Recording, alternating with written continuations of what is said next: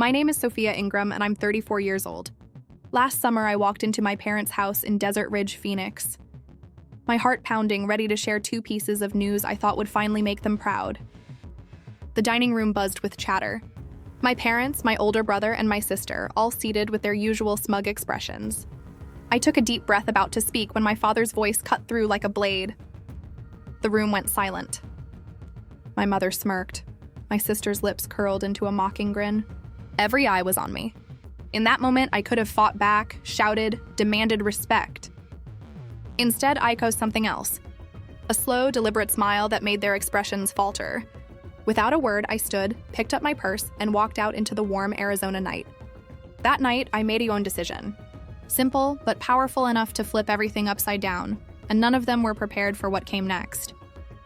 What about you? If you were in my place, would you stay silent or fight back? Share your thoughts in the comments. I'd love to hear your story.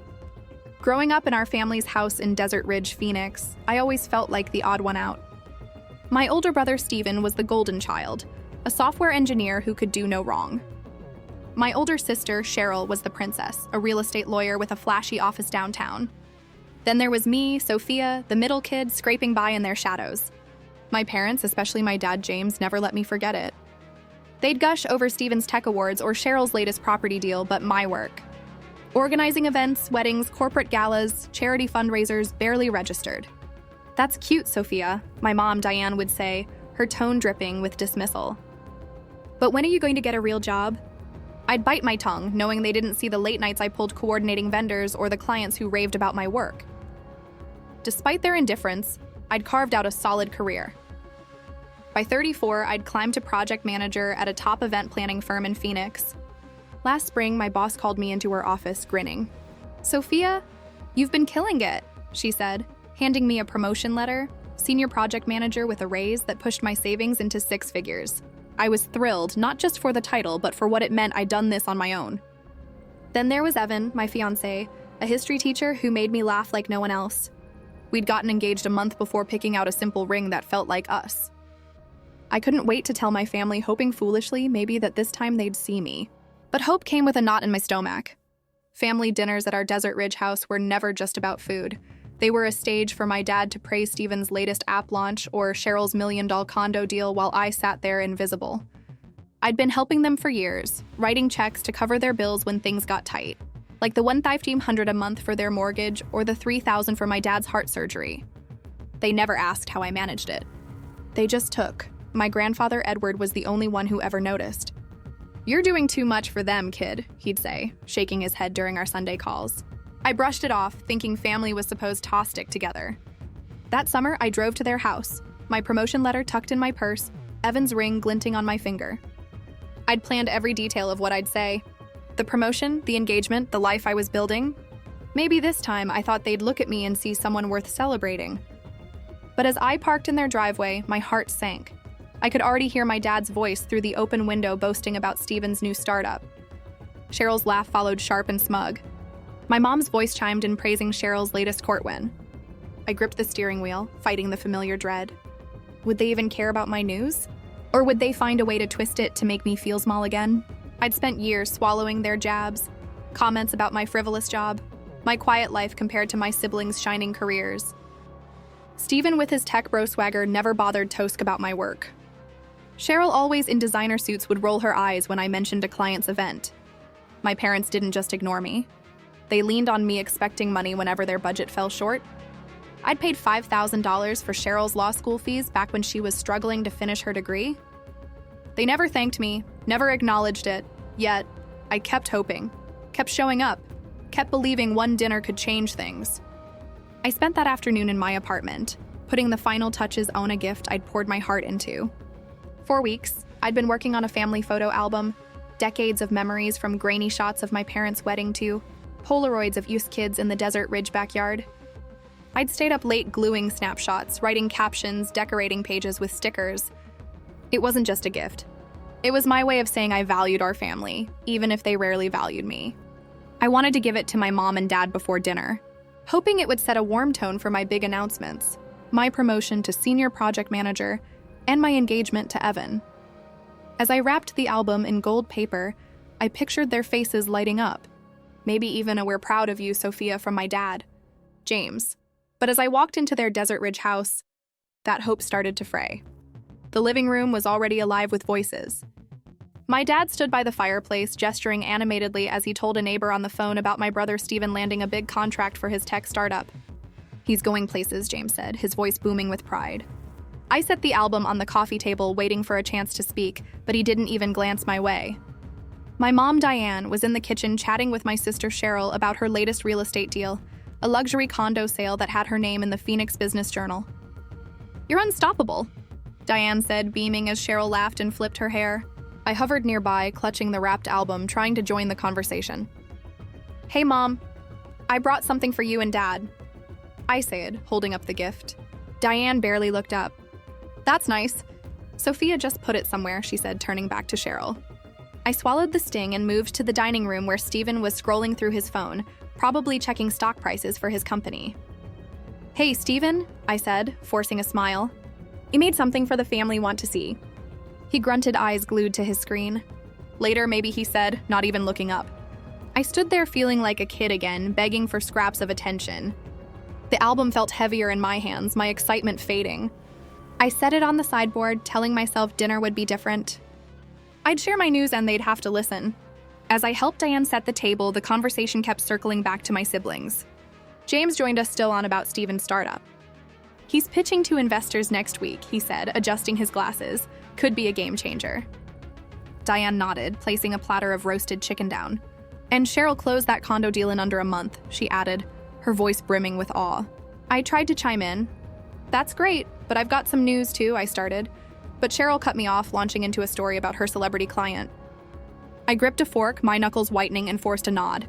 They didn't even notice. I took a deep breath, reminding myself why I was here. The promotion meant I was running major events, now galas, conventions, even a citywide festival. Evan, my rock, had proposed under a starry desert sky, promising a life where I'd never feel small. I deserved to share that. But as I watched my family, their voices overlapping with praise for Steven's coding genius, and Cheryl's courtroom when's doubt crept in. Would they care about my world, or would they brush it off like they always did? The tension grew as we sat down for dinner. James carved the chicken, still talking about Steven's latest app. Cheryl sipped her wine, smirking as Diane listed her recent accolades. I sat across from them, the album untouched on the sideboard, my news burning in my throat. I told myself to stay calm, to wait for the right moment. Maybe when I handed them the album, they'd see me differently. Maybe my promotion, my engagement, would finally make them pause. Dinner was moments away, and I clung to that fragile hope. Dinner had just begun. I sat at the table, my pulse quickening as I prepared to share my news. The clink of forks and chatter filled the room, but I was ready. My promotion to senior project manager and my engagement to Evan were milestones I'd earned, and I wanted my family to know. I took a deep breath, fingers grazing the ring hidden under the table. "Everyone, I have something to tell you," I said, my voice cutting through the noise. Heads turned. James, my dad, mid-bite. Diane, my mom, holding a glass of wine. Cheryl, my sister, raising an eyebrow. Steven, my brother, glancing up from his phone. For a moment, I had their attention and my heart lifted. I got promoted to senior project manager. I started, and Evan and I, or James, slammed his fork down, the sound sharp enough to stop me cold. "You're the most useless child in this house, Sophia," he said, his voice dripping with scorn. "Planning parties. That's not a real job. Why can't you be like Steven or Cheryl?" Diane's lips curled into a smirk, her eyes glinting with amusement.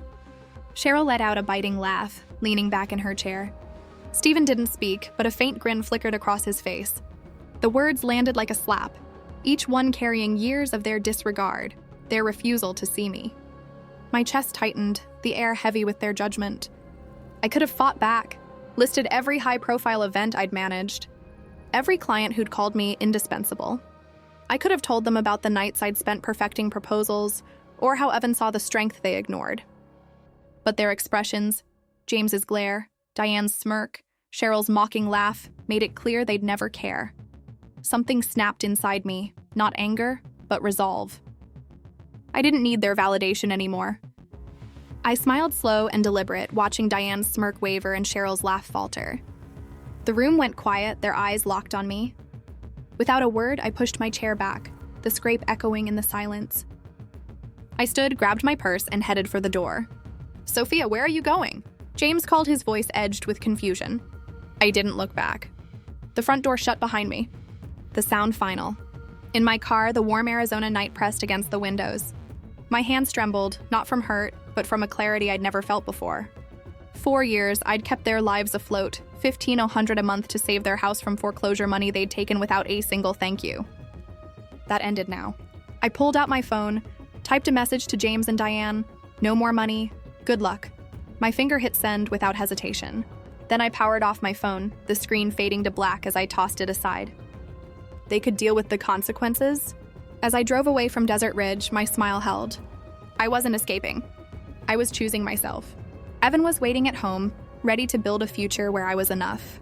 The road ahead felt open, unburdened by their expectations.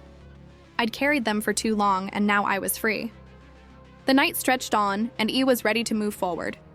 The next morning, sunlight slipped through my curtains, pulling me from a restless night. I reached for my phone on the nightstand.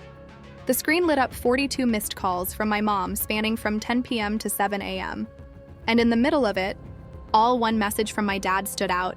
Please sent at 3 a.m. My stomach twisted, not with guilt, but with a strange calm. They'd seen my message, the one I'd sent before leaving Desert Ridge. No more money, good luck. I didn't expect their panic, but I wasn't surprised either. I typed a quick reply to James, "Useless is busy." Then I paused, fingers hovering over the screen. They needed to know the truth. I opened our family group chat. James, Diane, Cheryl, Steven, and started typing. "Since you think I'm useless," I wrote, "let's clear something up. For years, I've paid $500 in a month to cover your mortgage. I paid $3,000 for Dad's heart surgery last year. And Cheryl, I covered $5,000 of your law school fees when you were struggling. You're welcome." I hit send, the words sharp and final. I didn't wait for a reply. I set my phone to do not disturb and got ready for the day, feeling lighter than I had in years. By noon, my phone buzzed with a call from my grandfather, Edward. I answered his familiar voice, warm but firm. "Sophia, I saw your message," he said. "Good for you, kid." "I'm proud you stood up." He didn't stop there. He'd called James and Dinah that morning, tearing into them. "You've been bleeding her dry," he told them, his tone sharp enough to cut through their excuses. "She's been carrying this family, and you call her useless. Shamey on you both." I could picture Diane's face pale and scrambling for words. James muttering defenses that wouldn't hold. Edward wasn't done. "You need to figure out how to survive without her," he said, hanging up on them. I thanked him, my voice catching. "You don't owe them anything, Sophia," he said. "Keep shining." Back at the Desert Ridge house, my message had lit a fuse. Diane was frantic, pacing the kitchen, calling James over and over, demanding he fix this. "How are we supposed to pay the mortgage now?" She snapped, her voice trembling. James, usually so composed, shouted back, "You think I know? She can't just cut us off." Cheryl, who'd always acted untouchable, was stunned into silence, her law school debt. My contribution now a glaring truth. Steven, who'd taken my support for his startup without question, stared at his phone, rereading my words. $5,000, Cheryl finally said, her voice tight. "She never told me." Steven shook his head. "She didn't tell any of us." The realization hit them hard. I'd been their safety net, and they'd mocked me for it. The house erupted into chaos. Diane blamed James for pushing me away. "You called her useless," she yelled, her hands shaking as she clutched her phone. James fired back. "You laughed, Diane. Don't act innocent." Cheryl, usually quick to defend herself, snapped at Steven. "You knew she was helping, didn't you?" Steven denied it. His face flushed. "I thought it was a loan," he shouted. The truth I'd laid bare tore through their carefully built image of me as the family's failure. They weren't just shocked. They were humiliated, forced to face how much they'd relied on the daughter they'd dismissed. I didn't see their fight, but Edward filled me in later that day. "They're tearing each other apart," he said, a hint of satisfaction in his voice. I didn't gloat. I felt steady, grounded. My message wasn't just a statement. It was a line in the sand. I'd spent years propping them up, but I was done being invisible. As I sipped my coffee, I thought of Evan, of the life we were building. The family's chaos was theirs to handle now. The day was far from over, and their reckoning was just beginning. 3 weeks had passed. I was at my desk planning a corporate gala when my phone vibrated with a text from Evan. "You okay?" he asked, knowing I'd been dodging calls from Desert Ridge. I hadn't spoken to my family since the night I walked out, and I wasn't ready to. My boundaries were set, and I meant to keep them. Meanwhile, the consequences of my decision were hitting my family hard, unraveling their carefully curated lives in ways I'd only half expected. At their house, a certified letter arrived, stamped with bold red letters. Final notice offer closure. My dad, James, ripped it open, his hands shaking as he read the bank's warning. Without my $1,500 a month, they'd missed 2 mortgage payments and the bank was done waiting. Diane. My mom clutched the letter, her voice rising in panic. "We need to call Sophia," she said, dialing my number for the 100th time. It went straight to voicemail. My phone was still on. "Do not disturb." James paced the living room, muttering about selling his car, his pride stung by the reality of their debt. They'd relied on me for years, never imagining I'd actually stop. My sister Cheryl was reeling too. Her real estate business, always propped up by her flashy reputation, took a hit when a major condo deal fell through. She'd counted on a quick sale to fund her next project. But without my financial support money, she'd never acknowledged she couldn't cover the upfront costs. The client walked, and Cheryl's name, once golden in Phoenix circles, started to lose its shine.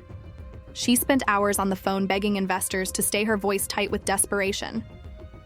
"I just need a little more time," she pleaded, but the damage was done. Stephen, my brother, wasn't faring much better.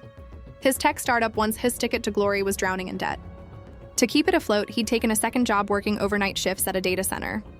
The long hours left him exhausted, his usual swagger replaced by dark circles under his eyes. He'd assumed my contributions were endless, never questioning where the money came from. Now faced with loan payments he couldn't meet, he was scrambling his dreams, teetering on the edge. The family's breaking point came during a group call organized by my grandfather, Edward. He'd had enough of their excuses and insisted everyone join: James, Diane, Cheryl, Stephen. I wasn't invited, and I wouldn't have answered anyway. Edward's voice crackled through the speaker, sharp and unyielding. "You've lost Sophia because of your arrogance." He said his words aimed at James and Diane. "She paid your bills, kept your house funded, your lives, and you treated her like nothing. You're reaping what you sowed." James tried to interrupt, stammering about family loyalty, but Edward cut him off. "Loyalty? You called her useless. You don't deserve her." Diane's voice wavered, pleading ignorance, but Edward wasn't having it. "You knew exactly what she was doing for you," he said. "Now fix your own mess." The call turned into a shouting match. Cheryl accused James of driving me away with his insults. "You always favored Stephen," she snapped, her frustration spilling over. Stephen shot back. "Don't pin this on me. You took Harmony too." Diane tried to play peacemaker, but her voice cracked as she admitted they couldn't afford the house without me. James, red-faced, yelled at everyone to shut up, but no one listened. Edward hung up, leaving them to stew in their chaos. He later told me it was the loudest call he'd ever heard, and he didn't regret a word. I stayed out of it, ignoring the voicemails piling up from Diane, the texts from Cheryl, begging to talk. I'd spent years bending over backward for them, only Toby dismissed. Now I was focused on my life. My career thriving with new clients. My engagement to Evan reminded me daily that I was enough. My boundaries weren't just a line. They were a wall. And I wasn't tearing it down. Their world was crumbling, but mine was just beginning. Months had slipped by.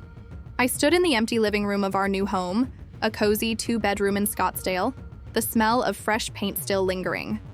Evan was outside unloading boxes from the moving truck, his laughter echoing as he joked with the movers. My phone, once buzzing with desperate calls from my family, was quiet now. I'd blocked James, Diane, Cheryl, and Stephen weeks ago, of their voicemails and texts fading into a past I no longer carried. My life felt like my own for the first time, unburdened by their expectations, their judgment, their weight. At work, I'd just been named Director of Projects, a role I'd earned through years of late nights and flawless events. My team looked to me for guidance, trusting my vision for everything from charity galas to tech conferences. The promotion came with a raise enough to cover the down payment on our new house. Evan and I had spent weeks house hunting, dreaming of a place where we could build our future. We'd founded a sunny corner lot with a small backyard, perfect for quiet evenings and maybe someday a family of our own. As I arranged books on a shelf, I caught my reflection in a window. I was smiling truly. Smiling, not the forced kind I'd worn for years. The only tie to my old life was my grandfather, Edward. I didn't call often. His hands shook too much to hold a phone for long. But his letters arrived every few weeks, handwritten on crisp stationery. "You're doing right by yourself, Sophia," he wrote in his latest one, his cursive steady despite his age. "I've always seen your strength even when they didn't. Keep going." I kept his letters in a wooden box on my desk, each one a reminder that someone in my family believed in me. I'd write back sharing bits of my life, my promotion, the House Evans proposal under the desert stars. Edward's replies were short but warm, always ending with, "I'm proud of you, kid." My family in Desert Ridge was a distant memory. I didn't know if they'd lost the house, if Cheryl had salvaged her business, or if Stephen was still burning out on night shifts. I didn't check, didn't ask. Edward never mentioned them in his letters, and I was grateful for that. Their chaos wasn't my responsibility anymore. I'd spent years pouring money and energy into their lives only to be called useless. Now every dollar I earned, every moment I had was for me, for us. Evan and I were planning our wedding, a small ceremony with friends who saw me for who I was not, who I wasn't. Sometimes late at night, I'd think about the past, not with regret, but with clarity. I'd given my family everything, and they'd given me nothing but criticism. Cutting them off wasn't just about money. It was about reclaiming my worth. I'd built a career, I loved a home with the man I'd marry. A life that felt full. The weight of their dismissal, their need, their scorn, it was gone. In its place was a confidence I hadn't known I could feel, a certainty that I was enough. I walked outside to join Evan, the Arizona sun, warm on my face. He handed me a box labeled kitchen, grinning as he teased me about my terrible packing skills. I laughed, shoving him playfully. And for a moment, the world was just us. Our new home, our new life. Edward's latest letter sat on the counter inside a quiet anchor to the family I'd chosen to keep. The rest I'd let go. My days were full, and I was ready for whatever came next. The wedding day arrived. I stood in a flowing white dress, the desert sunset casting a warm glow over our Scottsdale backyard. Evan waited at the makeshift altar, his smile steady and sure, surrounded by twinkle lights and a handful of close friends. My grandfather Edward sat in the front row, his eyes misty but proud, the only family member I'd invited. James, Diane, Cheryl, and Stephen weren't here. Not because I'd wavered, but because I hadn't. This day was for me, for Evan, for the life we'd built without their shadows. As I walked toward Evan, gripping a bouquet of wildflowers, I felt weightless, free, in a way I'd never known. "Sophia," Evan whispered as I reached him. "You're everything." I squeezed his hand, my heart full. Edward clapped softly, his weathered hands trembling but strong in spirit. "You look beautiful, kid," he said, his voice carrying over the quiet hum of music. The ceremony was simple vows we'd written ourselves, promises of love and partnership, no trace of the past I'd left behind. Our friends cheered as we kissed, the sound bright and unburdened. For the first time, I wasn't proving anything to anyone. I was just living. Word reached me later through a mutual friend about my family's collapse. James and Diane had lost their Desert Ridge home, forced to downsize to a cramped apartment on the edge of Phoenix. The bank had foreclosed, their savings drained without my monthly contributions. Cheryl's real estate empire had crumbled, her name once synonymous with success, now whispered in professional circles as a cautionary tale. She'd lost more clients, her confidence shattered by deals she couldn't fund. Stephen, buried under startup debt, was still grinding through night shifts, his dreams of tech stardom fading with every unpaid bill. I didn't feel triumph, only a quiet acknowledgement that their choices had them here. I'd learned something they never would. Loving yourself means drawing a line. For years, I'd poured my energy, my money, my heart into a family that saw me as less. I'd paid their mortgage, their medical bills, their tuition, only to be mocked, dismissed, called useless. Walking away wasn't just about cutting ties. It was about choosing me. Setting boundaries didn't make me selfish. It made me whole. Every step I'd taken since my career soaring as a project director, my home with Evan, my peace came from that choice. I wasn't running from them. I was running toward myself. Edward's presence at the wedding reminded me of what family could be. Someone who saw my worth, who celebrated me without conditions. His letters still arriving every few weeks were my anchor proof that love didn't have to hurt. I danced with Evan under the stars. I felt a truth settle in my bones. Happiness comes when you stop begging for approval and start building a life that's yours. I want to leave you with this. If you've ever felt unseen, devalued, or trapped by those who should lift you up, know that you can choose yourself. Say no, walk away. Build a life that makes you proud. Share your story with me. How did you find your strength? What boundaries did you set to reclaim your life?